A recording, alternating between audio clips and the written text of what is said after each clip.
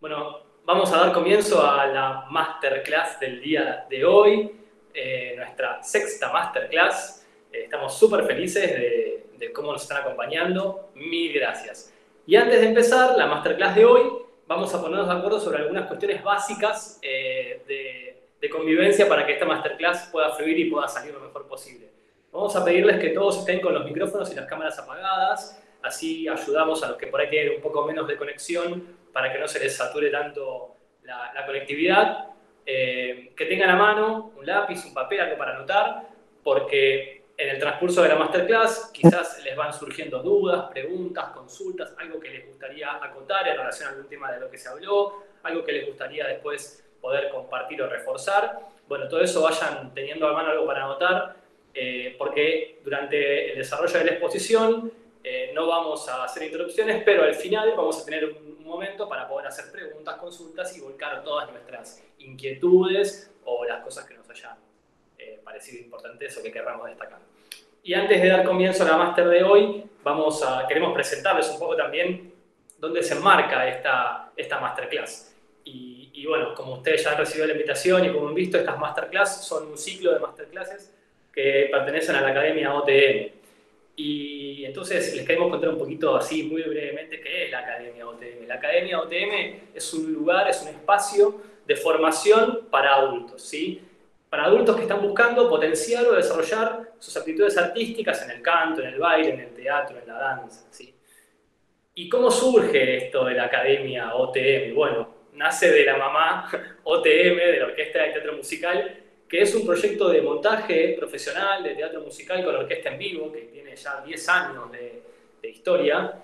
Y bueno, a lo largo de ese proceso fuimos haciendo diversos musicales, hicimos también estrenos de algunas obras acá en Argentina, y ese proceso fue generando que también se gestara un grupo de gente muy profesional, y que nos empezamos a dar cuenta que nos gustaba mucho esto también, por supuesto, el teatro musical, pero que nos encantaba y amábamos la docencia. Somos docentes en otros ámbitos de nuestras vidas también, y queríamos imprimirle también a esto de aprender del teatro musical nuestro sello, nuestra característica. Entonces, sabemos que quizás la Orquesta de Teatro Musical tiene un perfil de trabajo con artistas profesionales, y queríamos poder también llevar todo ese aprendizaje a otro mundo, por ahí a gente que no se dedica exclusivamente a estar arriba del escenario, pero que sí tiene muchas ganas de desarrollarse, de potenciar sus aptitudes, de poder crecer y de trabajar con un equipo de gente que también tiene un sello que lo caracteriza, que tienen, aparte del profesionalismo, obviamente, de poder pensar qué es lo que necesita cada uno en este proceso, ¿sí?, del desarrollo artístico de cada uno de nuestros alumnos y nuestras alumnas. Dicho esto, vamos a pasar a la masterclass de hoy. Vamos a darle la bienvenida a NASA. Buenas noches, NASA. NASA es la responsable del área de vestuario de la Orquesta de Teatro Musical y de la OTM. Hola, NASA, ¿cómo estás? Hola, ¿cómo estás, Pablo? Bien. Muy bien, acá andamos. Muy deseosos de empezar a escucharte y de Bueno, yo aprender, también. conocer sobre este mundo dentro del mundo del teatro musical, que es el mundo del vestuario. Bueno, buenísimo. Así que te dejo acá con todos los espectadores de la masterclass. Pero Perfecto. nos vamos en un rato a tomar nota y a disfrutarlo. Dale. Bueno, hola a todos. Mi nombre es Nazarena, yo estoy con mi hijo Pablo, a cargo de la parte de vestuario de la UTM. Yo soy diseñadora de indumentaria y textil. A lo largo de mi carrera, empecé a abocarme con por el rubro de vestuario, porque es algo que siempre me apasionó mucho. Y bueno, en la UTM pude empezar a empezar mi camino profesional, ¿no? Y empecé a trabajar en obras como el Conde de Montecristo, luego Desconcertados y después Rent. Y bueno, la idea de la máster de hoy es hablarles un poco de lo que es la caracterización de personaje, de la importancia que tiene el vestuario como una parte de toda la performance del actor. Entonces, primero vamos a hablar de lo que es la comunicación visual del vestuario. Yo les voy a ir contando cosas, y la idea es que esto a ustedes les sirva como herramientas para que a la hora de crear un personaje, ustedes puedan tomar esas herramientas y puedan comunicarlo desde la parte visual, o sea, puedan aprender de qué forma contarlo. Entonces, vamos a ver, primero un repaso de lo que es un vestuario escénico, ¿no? ¿A qué se refiere esto? El vestuario escénico no solo habla de lo que es solo las prendas, ¿no? Sino que también es un todo del personaje, donde incluyen. En un vestuario se incluyen los accesorios, tanto que van en el cuerpo, como todos los elementos de utilería, esos elementos que el personaje lleve consigo. Y también el maquillaje es otra parte de lo que es el vestuario, la caracterización en general. ¿Y cuál es la función del vestuario? Digamos, ¿por qué es importante darle identidad al personaje, ¿no? ¿Por qué es importante a comunicar a través de la estética visual? Con el vestuario, el espectador es como que se sitúa en la época, le cuenta, es una síntesis visual, ¿no? Ayuda como a narrar, ayuda a la percepción del espectador a situarse dentro de la época, a entender el contexto social y a comprender la estética general. Por eso es importante que un vestuario esté pensado. Cuando yo voy a construir un personaje, ciertos elija, no sea al azar, digamos, no sea al azar y yo elija con qué elementos voy a trabajar para este personaje. Entonces acá yo les voy a dar un ejemplo de lo que es la construcción de la identidad del personaje. Fíjense en estos tres personajes que corresponden a Alicia en el País de las Maravillas de la película de Tim Burton, cómo cada uno nos está hablando de cosas diferentes. Fíjense como el universo de su usuario. Fíjense que la Reina Roja nos va a hablar de poder, ¿no? De cómo la postura está acompañando al vestuario y cómo el sombrerero, el personaje del medio, nos cuenta otra historia también muy distinta a la que nos habla la Reina Blanca, ¿sí? Y después más adelante les voy a contar cómo creamos esta identidad. Fíjense, otro ejemplo que les quería mostrar, que también muestra como mucho el contraste de estos dos personajes. Esto es de La Cumbre Escarlata de Guillermo del Toro. Fíjense la diferencia de los dos, ¿no? ¿Por qué el personaje de la derecha, la mujer que está vestida de rojo, no es al azar que se le haya elegido ese color, esa forma del vestido que es como ceñido, y cómo el personaje de la izquierda se eligieron otros colores, otro tipo de, otra forma que es como más lánguida? Entonces, ahora más adelante lo vamos a ver por qué, cómo construir esta identidad. ¿Por qué es tan importante en una obra? Y justamente lo que les decía antes, para el actor es una pieza que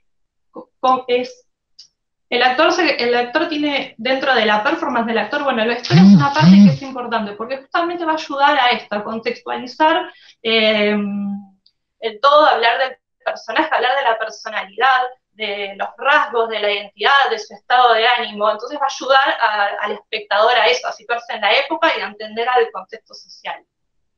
Fíjense, por ejemplo, cuando les hablo de esto del contexto social, cómo acá yo me doy cuenta que estos personajes, por sus prendas, por la textura de las prendas, cómo la suciedad que hay en ellas, nos están hablando de un contexto de pobreza. Esto es de Los Miserables, de 1832, y nos habla de una época. Quizás no sabemos la época, pero nos damos cuenta por las prendas que corresponde a determinado siglo. Fíjense la diferencia con esto, que si ven es como muy similar en lo que es el contexto social. Es un contexto social también de pobreza porque nos está hablando con los mismos elementos de lo que es la suciedad, ve cómo la expresión acompaña también al vestuario, ¿no? Nos habla de un contexto triste, ¿no? El maquillaje también. Y fíjense que los dos tienen muchas características de contexto social, pero nos damos cuenta enseguida que corresponde a otra época. Fíjense acá cómo el vestuario puede comunicar otra clase social y una estética general y otra época, y cómo a través de los accesorios yo me voy a dar cuenta que enseguida corresponde a otra época. Esto es de Cabaret de 1931, y no solo el vestuario, a veces no siempre habla de, un vestuario no siempre habla de la época porque hay obras que son atemporales, pero sí va a haber una estética general, una propuesta pensada que nos va a hablar de el lugar, de una cultura, como miren esta imagen que yo les muestro, que es del Rey León, que por ahí yo no sé la época en que se desarrolla, pero sí veo pero me sitúa en el lugar, porque habla de una etnia, ¿no? De los colores, me viene a la cabeza como África, digamos, y el lugar, una cierta cultura. Esto, por ejemplo, es otra estética totalmente distinta. Quizás no puedo ver la época, pero sí me doy cuenta si esto ya me va a hablar de una estética más macabra, que habla del terror. Bueno, a la hora les voy a contar un poco de lo que es la identidad del personaje y cómo representarlo. Cuando yo tengo que interpretar un personaje, es un ejercicio que sirve un montón, que está dentro del proceso de vestuario que yo hago, es esto. Es tomar el personaje y analizarlo. Analizar cuáles van a ser las características que tiene. Las características en cuanto a su personalidad, su estado, si tiene diferentes estados de ánimo, a qué época va a pertenecer, si es que la obra se desarrolla en una época, si tiene alguna ocupación, algún cargo, la clase social es rico, es pobre, es un personaje poderoso o es sumiso. Entonces, una vez que yo distingo cuáles son los elementos, las características y analizo cuáles son las características de ese personaje, voy a empezar a decir, bueno, a ver, si es poderoso, ¿qué colores le irían mejor? Si es sumiso, ¿cuál? Tipologías son camisa, pantalón, blazer, son como las diferentes formas de las prendas. Es una mujer ¿qué actitud tiene? ¿Va a usar una falda o va a usar un pantalón? Las texturas, ¿va a estar con una textura limpia o se va a ver como arrugado, sucio? ¿Qué accesorios, qué complementos también va a tener? ¿Qué accesorios va a tener en el cuerpo o si va a tener algún objeto en la mano? Digamos, son todas cosas que me van a ayudar a empezar a construir la identidad. Y les quiero mostrar un trabajo que hicimos en Rent, que hicimos justamente este proceso. Era una obra que se desarrollaba a finales de los 80, donde habían diferentes personajes y nosotros, el trabajo que hicimos fue no basarnos en estéticas que ya habían sido creadas en otras obras, sino lo que hicimos fue agarrar cada personaje y decir, este ejercicio que ya les conté, bueno, a ver, este personaje tiene tal clase social, es de esta manera. Entonces, si ustedes pueden ver cómo, les voy a mostrar con el cursor, cómo me habla de una clase social totalmente diferente a ella, por ejemplo. O como este personaje me va a hablar de algo totalmente distinto a este, nos cuenta historias diferentes. Entonces, así, con diferentes rasgos de personalidad y diferentes elementos, puedo empezar a construir la identidad del personaje. Esto es muy interesante. Esto es el Guasón, que está representado por 3 guionistas diferentes. Fíjense que si ustedes ven las características en común que tienen, los 3 nos hablan de una psicopatía, nos hablan o sea, representan al Guasón, ¿no? Nos habla de maldad, o sea, podemos ver que es un villano. Pero sin embargo, los 3 están vistos totalmente distintos. Fíjate como en el de Tim Burton, en se lo representa como súper sofisticado, ¿no? Como elegante, y como el de Christopher Nolan, que conserva un traje, corbata, tiene este chaleco, está casi igual vestido, pero se ve totalmente distinto, porque tiene otra postura, quizás no lo ven tanto en la foto, pero el traje está sucio. Entonces nos habla de otra estética distinta al primero y al último también, que nos habla de otra estética como por ahí más rockera. Entonces por eso es para que ustedes puedan identificar que un personaje desde la mirada de la obra o la estética o el guión le puedo dar yo identidades distintas, pero que siga hablando del personaje. Fíjense como, por ejemplo, Peter Pan. El de Peter Pan es un ejemplo que a veces hay personajes que están muy arraigados al color. Peter Pan es raro que aparezca en otro color que no sea el verde. ¿Por qué? Porque el verde nos va a hablar de ciertas características, de ciertas sensaciones, que ahora vamos a ver de qué se trata esto del color, que es un rasgo muy importante. Wendy, sin embargo, puede aparecer en celeste, en blanco, sigue siendo Wendy, pero no está tan arraigado al verde como está arraigado Peter Pan. El color, ¿por qué hablamos de la importancia que tiene el color? El color se usa mucho porque habla de sensaciones. Yo a través del color puedo mostrar estados de ánimo, estados de personalidad. Fíjense, cada tono posee connotaciones distintas. Miren esto como este ejemplo que les voy a mostrar, cómo no es casual que para los personajes malos, para los villanos se empleen colores que son como el rojo, el negro, el violeta. ¿Por qué? Porque esos colores hablan de algo, generan sensaciones en el espectador distintas. ¿Y por qué, por ejemplo, para los personajes que son más buenos, se usan otro tipo de colores, celeste, blanco, porque esos colores hablan más de la nobleza, de la pureza, ¿no? Entonces, ahora vamos a ver un video que es muy visual, que les voy a ir contando mientras de qué se trata, que habla justamente de lo que es la psicología del color. Fíjense, cómo empieza, esto es como un círculo cromático, ¿no? Acá va a empezar por el rosa. Y el rosa, fíjense para qué se emplea, para lo que es dulzura, femineidad, diversión, sensualidad también. El color no solo habla del personaje, del estado de ánimo, sino también nos muestra como todo el contexto. Fíjense cómo ahora va a ir este rosa fuerte, el fucsia, se va convirtiendo en rojo.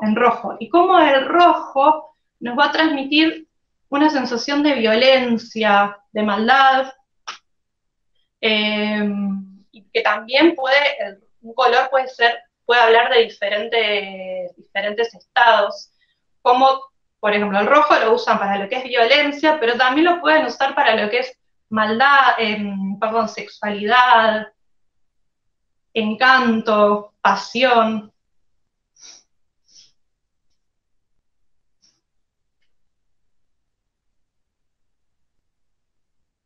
Fíjense ahora cómo este rojo se va a empezar a convertir en naranjas y cómo los naranjas nos hablan de algo que tiene que ver más con lo rural, con la tierra, lo social, lo noble, los grises también.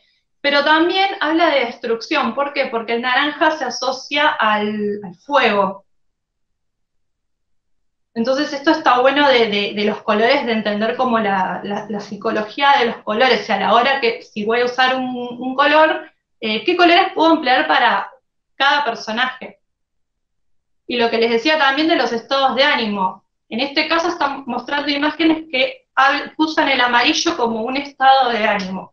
En este caso lo están empleando para la inseguridad. Ahora vamos a ver cómo este amarillo se empieza a convertir en verde, que el verde, lo que les contaba de Peter Pan, ¿no? Que habla mucho, cómo está arraigado Peter Pan al verde, porque habla de la inmadurez, de la frescura, de la naturalidad. También de destrucción, cuando se emplea con un verde como más luz, como más flúor, se usa para cosas más fantásticas. Ahora este verde va a ir convirtiendo en azul, que el azul nos va a hablar de otra cosa totalmente distinta, como algo más de calma, se lo asocia con lo marino, eh, también con la frialdad, ¿no? Con la austeridad. Y este azul, que se va convirtiendo en violeta, nos empieza a hablar de otra cosa. Y van a ver cómo el violeta se emplea mucho, si ustedes recuerdan, en lo que es teatros para, obras para chicos, porque habla de la fantasía, de lo misterioso. Y también nos puede hablar de, en muchos casos nos habla del erotismo.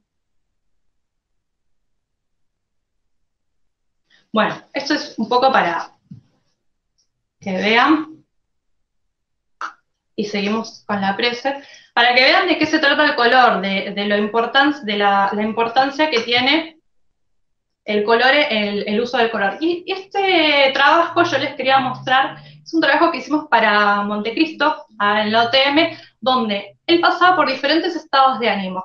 Entonces lo que hicimos fue, en la primera imagen que ven, está él con un traje azul, está como, vieron que yo les contaba que el azul hablaba de la calma, y como acá en los marrones, los agrisados que hablan de una clase social, es porque él va al calabozo y, bueno, lo encierran, y cómo hablan de cómo los colores, las tierras, hablan como por ahí de cierta, de otra clase social, porque él de acá pasó a esto, y cómo después, cuando él se escapa, se presenta como con negros, violetas, negro dorado, ¿no? Como con otro tipo de color, justamente porque es importante el uso del color en cuanto a los estados de ánimo. Fíjense este personaje, el Joker de Todd Phillips, como el director se fue de lo que era el violeta que lo representaba tanto al Guasón, pero sin embargo tiene el verde, tiene colores.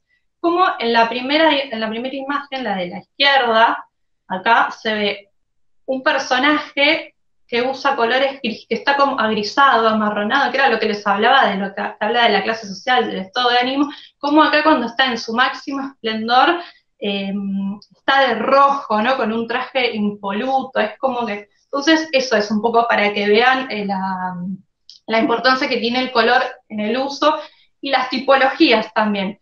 Las tipologías como ya les explicaba, son las diferentes formas que tienen las prendas, y es muy importante que ustedes, cuando tengan que realizar un vestuario, hagan una investigación de lo que son los usos de la época. ¿Por qué? Porque cada época tiene usos distintos, y en cada época hay prendas que son como muy representativas. Entonces, a veces yo ahí en la placa, si ven, les puse como tips que a veces los ayuda mucho, no solamente a buscar en español, sino a buscar palabras en inglés con los años para ver imágenes y para empezar a conocer los usos de la época.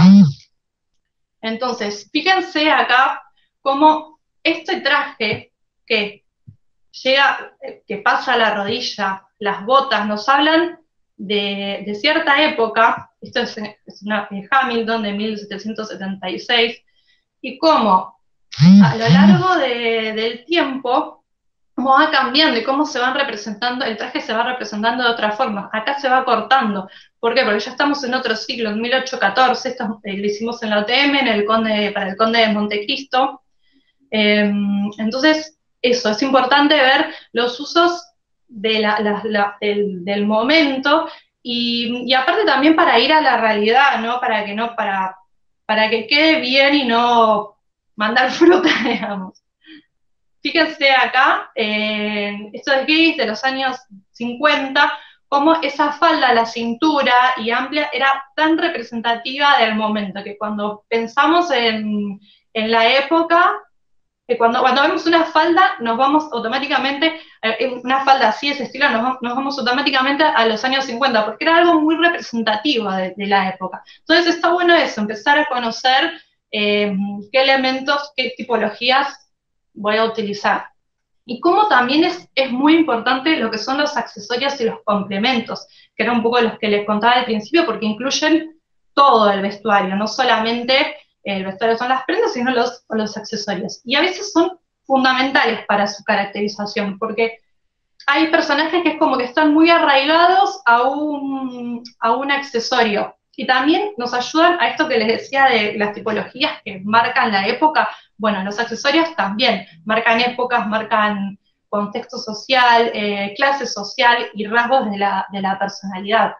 Y los accesorios no solo pueden incluir desde accesorios que van en el cuerpo, sino desde, pueden ser hasta, no sé, dispositivos electrónicos, auriculares, ¿no? Todo eso van a, todos los accesorios y complementos que pensemos del personaje van a crear la identidad.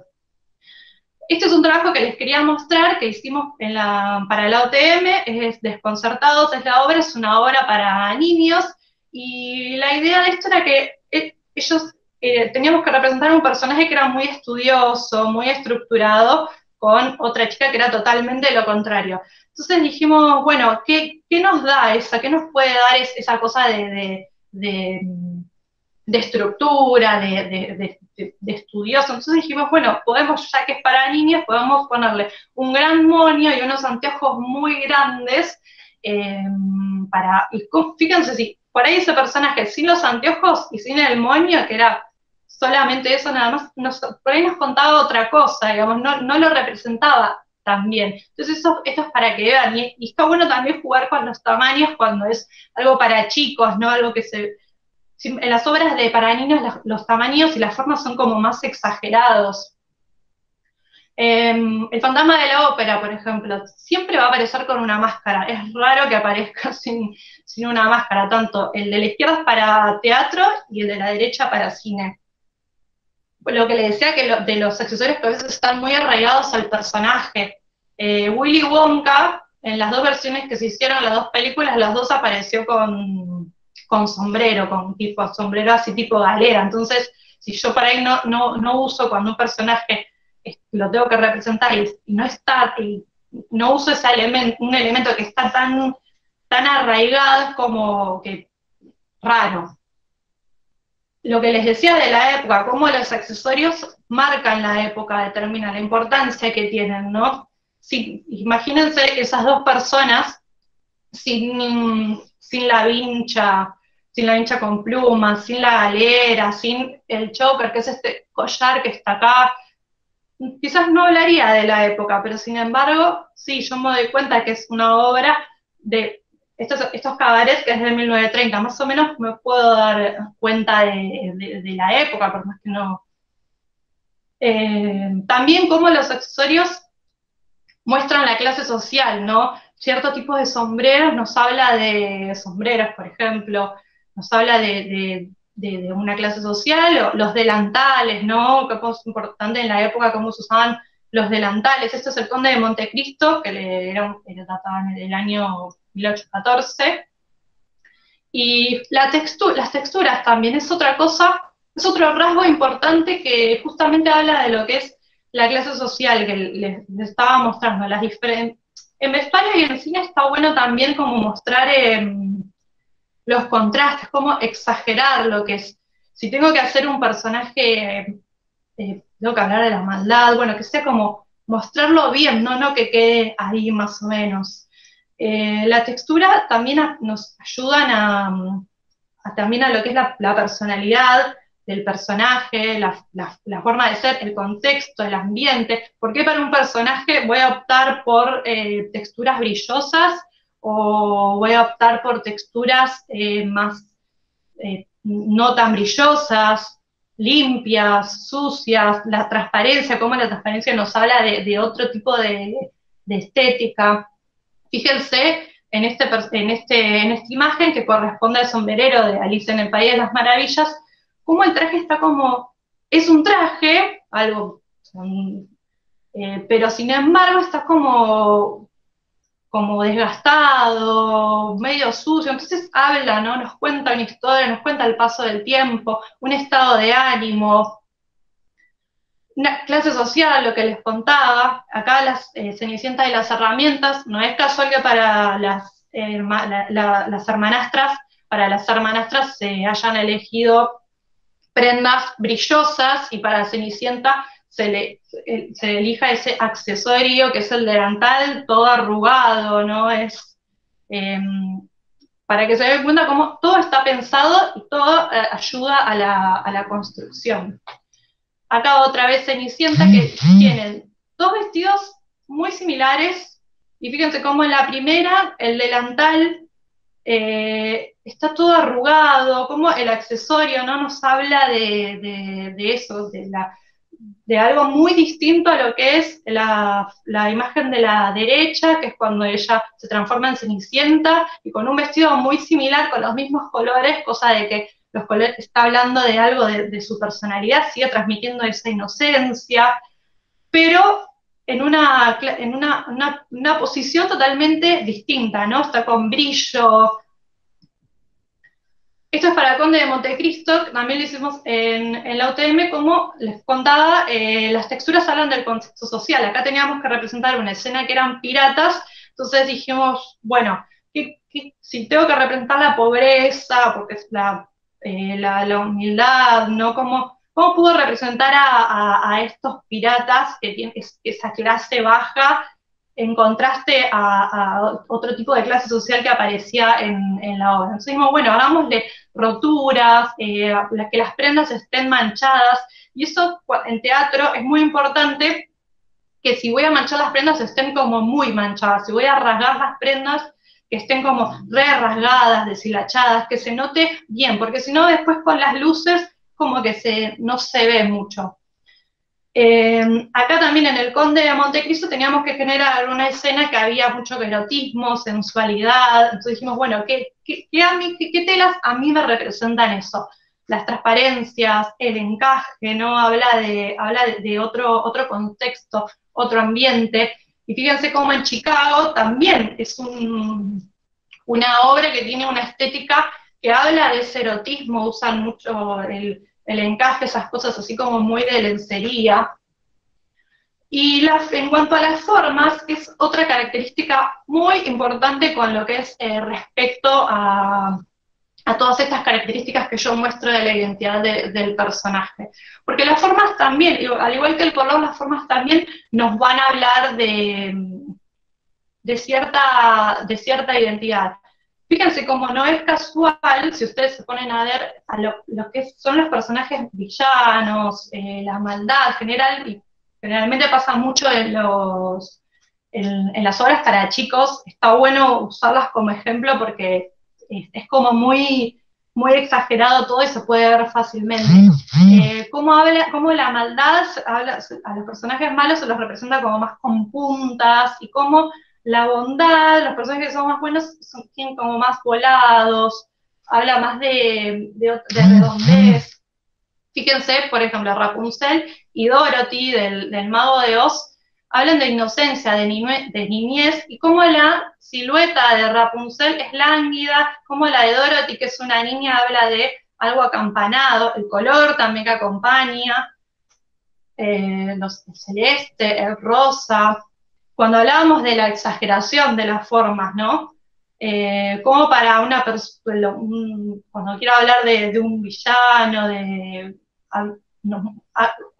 pongo mucho, está bueno exagerar también. Fíjense cómo en este personaje de Alicia en el País de las Maravillas y Jafar son personajes muy poderosos y van a hablar de todo lo que es el acento está en los hombros, en la cabeza.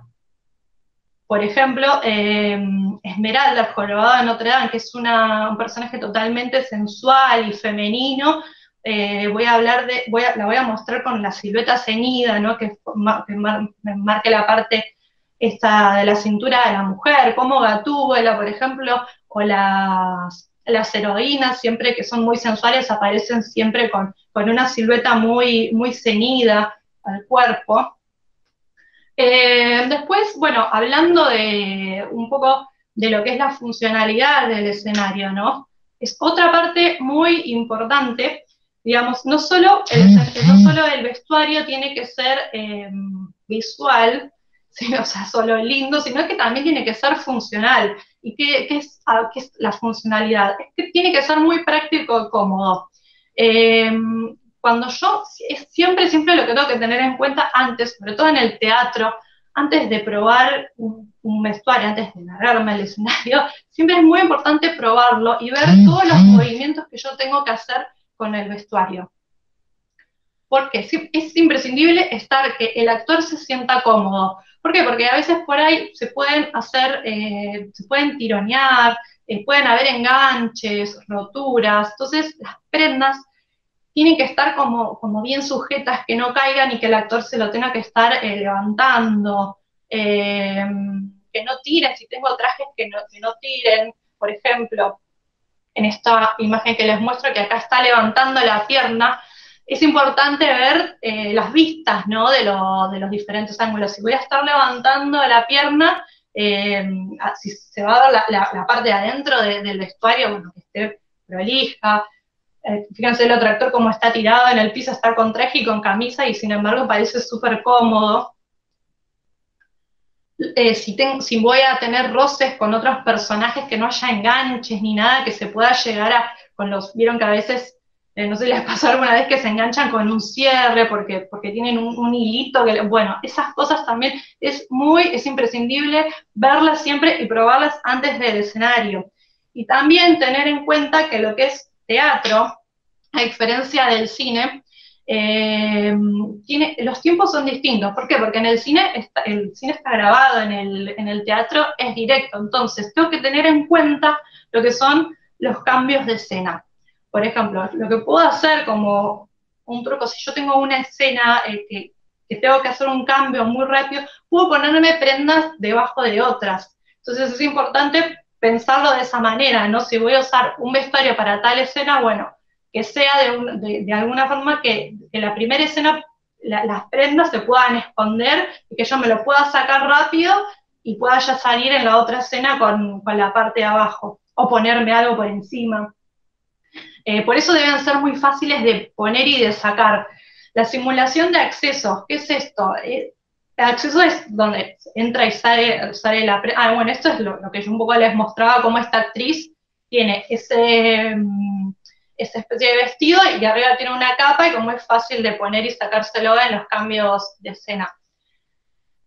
La colocación de las prendas. A veces se pueden simular los accesos. Fíjense que esto parece como súper complejo de ponerse. Si uno lo tiene que usar para teatro, digo, bueno, si me lo tengo que poner voy a tardar un montón, o si tengo que ponerme esta camisa, o es un chaleco en realidad, si tengo una escena muy rápido, como que no puedo estar atándome así. Entonces, a veces, lo que puedo hacer, por ejemplo, este vestuario puede simular que se ata por adelante, pero se accede por un abrojo en la espalda, entonces yo me lo puedo quitar y poner fácilmente. Lo mismo que un actor cuando tengo que representar una época que se usaban como muchas capas, ¿no? Como pañuelo, camisa, chaleco, quizás para que no les dé tanto calor al actor, por ahí puede ser, la camisa puede no tener mangas, entonces si yo solamente voy a mostrar la parte esta, voy a presentarme con saco, no hace falta que le puedo cortar las mangas, y eso ayuda a que el actor esté como más liviano y más cómodo. Otra cosa también, si yo tengo accesorios, elementos que voy a tener en la mano, por ejemplo espadas o armas, es importante pensar también la aportación, ¿no? Fíjense acá como este personaje tiene acá un portaespada, por así decirlo. Cosa de que el actor no salga al escenario y se olvide, o pensar un bolsillo, no sé, si es que tengo que tener algo en la mano y que él lo pueda como sacar y tenerlo ahí. Bueno, después, como por último, les quería mostrar esta placa donde pueden encontrar, en el caso que necesite, por ejemplo, empezar a armar un vestuario, donde pueden encontrar prendas usadas y muy económicas, que son primero en ferias americanas. El Ejército de Salvación siempre tiene unos precios súper accesibles.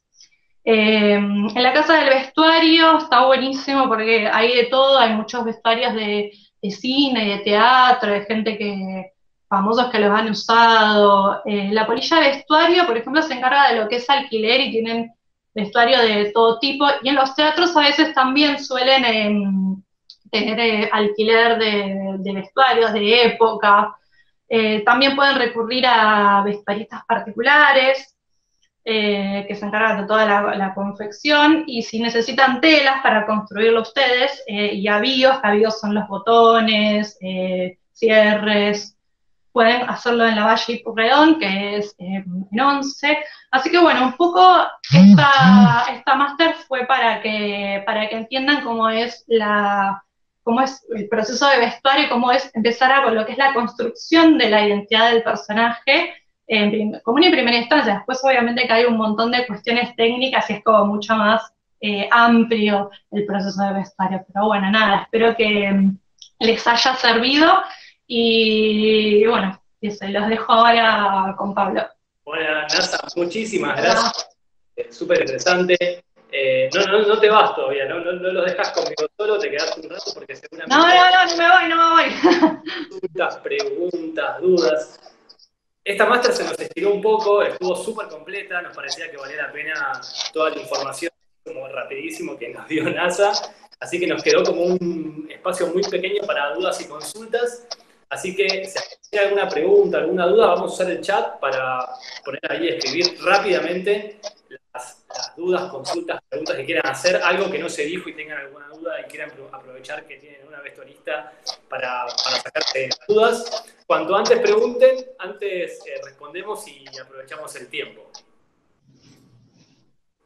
Así que ahí tienen el chat para si necesitan algo. Bien, quiero consultar algo sobre los micrófonos, pregunta. Decinos la consulta. Hola, ¿qué tal? Buenas noches. Hola, Nazarena, hola, Pablo. Bien, bueno, muchísimas gracias por esta clase, la verdad que estuvo magnífico, me sacó muchas dudas. Y quería hacerte una consulta porque hablaste de los micrófonos lo más oculto posible en la ropa, ¿no? Por ejemplo, cuando se trata de un vestuario así de época, donde se llevan volados o moños, o así como bastante cantidad de prendas, si se quiere, solapas, digamos, queda mal igual que se vea el micrófono por una cuestión de cantidad de cosas ahí dando vueltas, ¿o no? Mira, la ideal es que siempre queden ocultos los micrófonos porque habla como que ves el espectador está mirando y ve el micrófono, es como que no está bueno. Entonces siempre yo tengo que, por algo sirven también los accesorios. Por ejemplo, para ahí es un vestuario de época súper gigante, ¿no? Pero puede tener el micrófono y arriba solo un cinto finito que no va a cambiar nada, un cinto finito con abrojo, por ejemplo, ¿no? En la parte como un cinto. Acá o acá, bueno, depende el uso de la época. Entonces no va a cambiar mucho a lo que es el vestuario general, y el micrófono puede estar oculto ahí abajo, ¿no? Entonces empezar a ver eso, ¿no? El micrófono, bueno, ¿cómo lo puedo ocultar? ¿Con qué accesorios? ¿Con qué complemento para que quede oculto? La idea es que no se vea. Claro, exacto. Bueno, muchísimas gracias. No, de nada. Bien, tenemos otra consulta. María nos pregunta, tema calzado. No hablamos de calzado, ¿viste? Así que bien para... No hablamos de calzado, ¿verdad? ¿Cómo hacer para que los zapatos de baile no resbalen, no hagan ruido en el escenario? Bueno, el calzado se usa mucho para lo que es eso, tengo entendido, gomas. La aplicación de gomas es, mira, no sé específicamente por ahí qué goma, porque nunca me pasó de trabajar con eso, pero sí probar eso, diferentes gomas, la goma Eva, para que trabe y no resbale. Y es importante la pregunta que haces justamente eso, ¿no? Para pensar lo que es la funcionalidad, para que yo igualmente te va a pasar, si un escenario está hecho para eso, es raro que resbale, pero sí, puede pasar que un calzado resbale, y bueno, pensar eso, que la goma es algo imprescindible para lo que es que sea antideslizante. Bien. ¿Hay alguna pregunta más? Porque nos quedan 2 minutos. Te hago una pregunta, porque me quedé pensando cuando vos hablabas del tema de los micrófonos que comentaba Mel antes. Digo, también, ¿qué pasa cuando el actor o la actriz tiene cambios de vestuario, pero el micrófono queda fijo, digamos? Cuenta, digo, si para que el micrófono no salga volando en un cambio de vestuario o... Cuando tiene cambios de vestuario, perdón, no te escuché que se cortó. Cuando hay cambios de vestuario, ¿cómo hacer con el tema del micrófono? Digo, porque si uno, quizás si el cambio es muy rápido, también a veces el actor o la actriz se olvida. Bueno, eso también también. Sí, pueden estar también los micrófonos por ahí pegados al cuerpo, ¿no? Con fajas dentro de lo que es el cuerpo para que no salgan volando si están en la ropa, es probable que en un cambio rápido salgan volando. Entonces, si están en el cuerpo, con fajas, con cinta, ahí eso impide también que estén arraigados a la ropa y salgan volando. Estén siempre ocultos y que sean de fácil acceso, y fijarse eso, ¿no? Hacer siempre la prueba de los cambios, de todo eso, de la funcionalidad. Dos últimas preguntas, ¿no? Una, Dale. el tema de sombreros. A veces me ha pasado que se me salen y son incómodos para bailar. ¿Se pueden achicar de alguna forma? ¿El qué? No escuché la primero. Sombreros. ¿Los sombreros? Sí, dice que a veces me ha pasado que se me salen que son muy incómodos para bailar. Que si los sombreros, mira, los sombreros es como todo, viene por talle, es así. Pero bueno, a veces que los sombreros que conseguís de cotillón, digamos, obviamente no es un talle unisex. Lo que podés hacer a veces es como una especie de elástico donde vos te lo puedas. El elástico tiene que ser elástico igual, algo que se estire, no algo que vos lo ates, porque aparte el elástico es mucho más fácil de poner y sacar. Como que quede enganchado, que quede bien sujeto para que vos te muevas y no se te vaya para todos lados, y eso al sacártelo se te estire y te lo puedas como sacar fácilmente.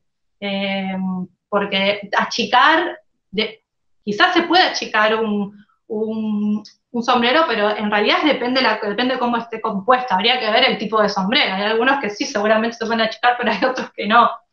Pero una idea es esa, que esté atado bien con un sujeto elástico, que quede bien sujeto y que vos te lo puedas sacar y poner. Perfecto, Nasa, vamos con la última, cortita y rápida la respuesta.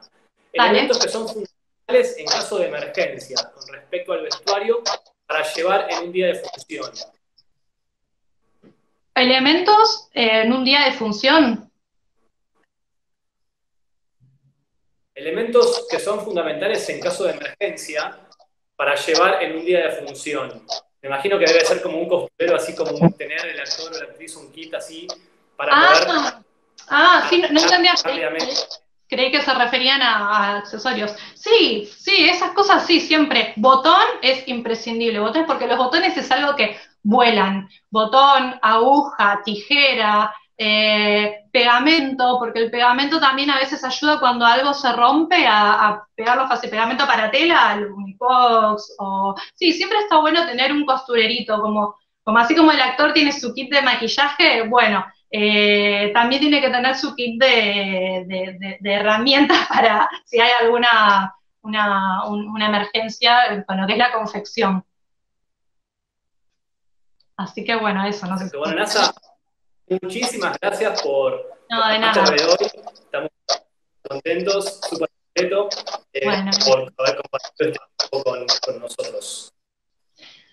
Bueno, y ahora antes de despedirnos, les queremos dejar, ahí tienen los contactos de NASA, tienen su Instagram y su mail para hacer consultas, para hacer algún tipo de asesoramiento. Bueno, ahí se pueden comunicar con ella. Si les quedó alguna duda del día de hoy, también lo pueden hacer. así que ahí tienen su red social, su Instagram y su mail.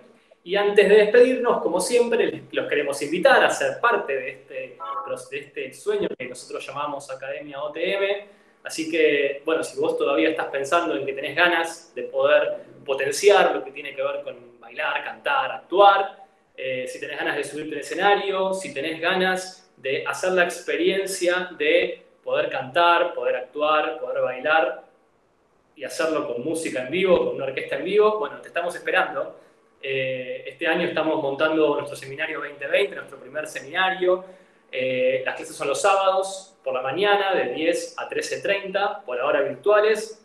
Dentro de muy poquito, ni bien podamos salir de nuestras casas, van a ser en el Centro Cultural Vivo, en el barrio de Palermo. Y bueno, estamos queriendo poder agrandar nuestra familia, poder sumarte a vos si tenés ganas de participar, si tenés ganas de poder explorar esto que tiene que ver con el mundo del teatro musical. Tenemos un lugar y una experiencia para ofrecerte. Este año la experiencia es atravesar todo este recorrido con el montaje de la obra Despertar de Primavera. Los que las conocen, bueno, sabrán que es una obra súper intensa, súper interesante, y que nos parecía que también la mejor forma de aprender sobre el teatro musical, es haciéndolo. Así que bueno, te estamos esperando. Todavía tenemos algunos cupos disponibles. Ojalá que te den ganas de sumarte. Acá tenemos varios alumnos de la academia que están presenciando la máster de hoy. Así que también, por cualquier consulta, por cualquier sugerencia, por cualquier duda, si tenés ganas de sumarte, ahí te dejamos también nuestros contactos, nuestro Instagram, para que veas fotos, para que te puedas comunicar con nosotros, nuestra página de Facebook, nuestro mail y nuestra página de internet, por si también querés ver algún video, más fotos, ¿sí? Y de esta forma llegamos al final de la máster de hoy. Gracias a todos y a todas por habernos acompañado en este sexto encuentro.